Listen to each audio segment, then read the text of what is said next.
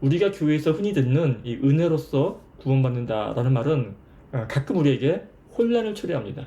이 원래 은혜라는 것이 마치 거저받은 선물처럼 나의 노력과는 전혀 상관이 없는 것이기 때문에 은혜로서 구원을 받는다라고 한다면은 이는 마치 우리가 구원을 받는 데 있어서 우리의 노력이 전혀 필요 없다, 아무런 노력이 필요 없다라는 그런 말처럼 들리기 때문입니다. 그러나 이 성경이 말하는 은혜는 이 공짜라는 데에 그 방점이 있는 것이 아니라 이 생명과 관련된 말입니다. 왜냐하면 이 생명이야말로 우리의 노력과는 전혀 무관하게 거저 주어지는 것이기 때문입니다. 우리는 우리의 생명에 무언가 조금이라도 보탤 수가 없습니다. 만일 내가 나의 생명, 나의 존재됨에 무엇인가 조금이라도 보탤 수 있다고 생각을 한다면은, 바꿔 말씀드리면 내가 나의 주인이라고 생각을 한다면은 그때부터 나는 나에 대해서 책임을 져야 합니다. 그리고 이 책임을 져야 하는 그 순간부터 나는 이 종의 삶을 살게 됩니다. 이 종의 삶은 한마디로 고단하고 힘이 듭니다. 자신의 책임을 수시로 주인에게 증명을 해내야 하기 때문입니다.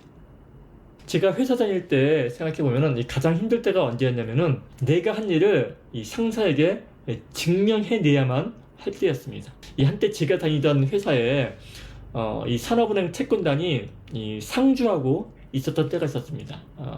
바로 이 IMF 기간이었었는데 이 한 주간 아무런 일이 없었는데도 불구하고 이 채권단에게 우리가 이 한 주간 놀고 먹지 않았음을 증명해내야만 했었습니다. 평상시 일이 잘 돌아가고 있었을 때에는 사실 업무 보고하는 게 별일이 아닙니다. 하지만 아무런 일이 없을 때 자신이 한 일을 증명해내기란 여간 쉽지 않은 일입니다. 그런데 제대로 증명을 해내지 못하면은 구조조정 대상에 포함될 가능성이 컸기 때문에 그럴듯한 보고서를 만들어내는 일이 아주 힘든 일이었습니다. 이 회사원이란 한마디로 현대판 종입니다. 현대판 노예죠. 끊임없이 주인에게 자신이 쓸모있는 자원임을, 자산임을 증명해내야만 밥을 먹고 살아갈 수 있는 그런 종인 것입니다. 그러나 반면 성경은 우리를 종이 아닌 자녀라고 말씀합니다. 자녀는 자신을 증명해낼 필요가 없는 존재입니다.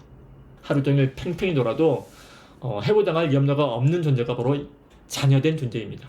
물론 때로는 아버지한테 잔소리를 듣거나 엄마한테 등짝 스매싱을 당할지언정 이 종처럼 쫓겨나가 굶어 죽을 걱정은 하지 않습니다. 그게 바로 자녀죠. 성경은 나의 생명, 나라는 존재가 오로지 은혜로서 거저 주어지는 것이라고 설명을 합니다. 그 외에 나의 힘과 노력으로 보태진 것들은 모두 진정한 내가 아닙니다. 나의 학벌이라든지 내 재산, 내 직업, 나의 두터운 인간관계, 이런 것들은 모두 나의 노력과 힘으로 보태진 것들이고, 이런 것들은 비록 나의 삶에 유용하기는 하지만 진정한 나의 모습은 아닌 것입니다.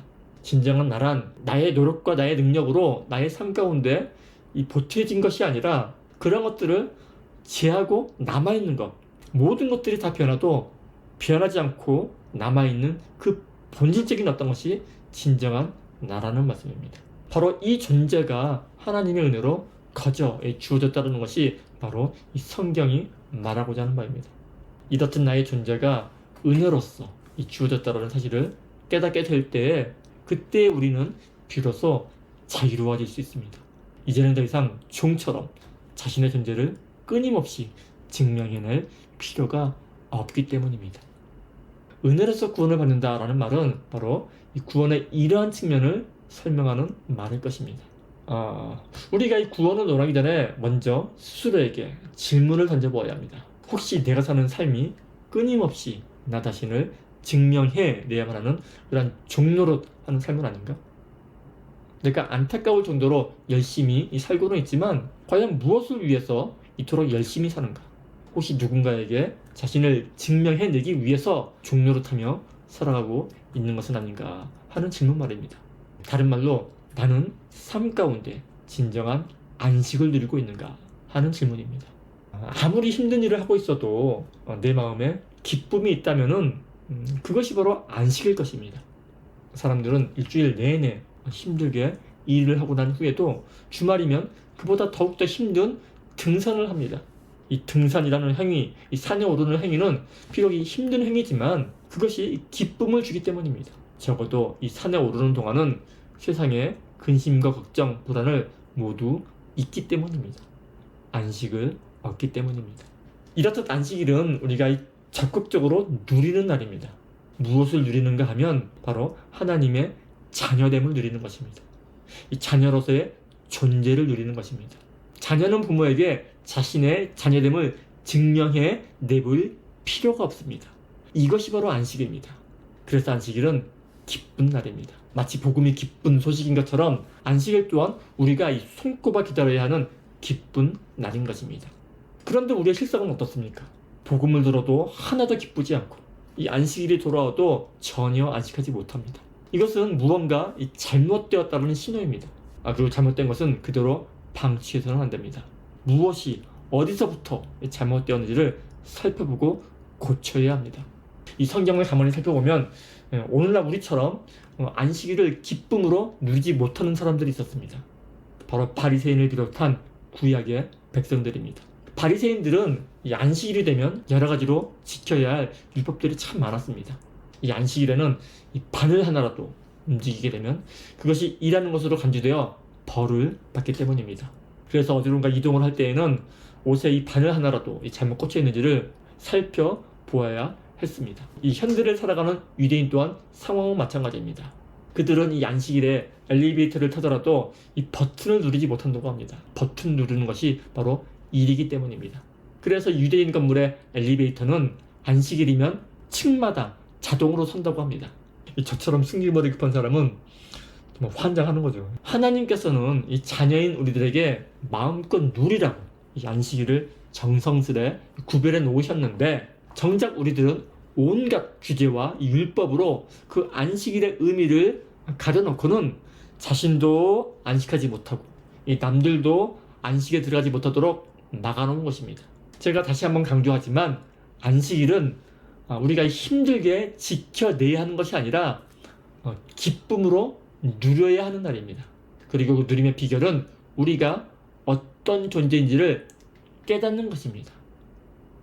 우리가 하나님의 자녀임을 깨닫는 것입니다. 이렇듯 이 안식이란 무언가를 하고 안 하고의 이 행위의 문제가 아닌 존재의 문제임을 깨닫는 것입니다. 만일 여러분의 삶에 참다운 안식이 없다면 무엇이 어디서부터 잘못되었는지를 스스로 한번 점검해 보아야 합니다. 그냥 그대로 넉넉고 가만히 있어서는 안 됩니다. 만일 주일에 교회에 나가서 기쁨과 평안을 누리고 있지 못하고 있다면 우리는 조금 심각해질 필요가 있습니다.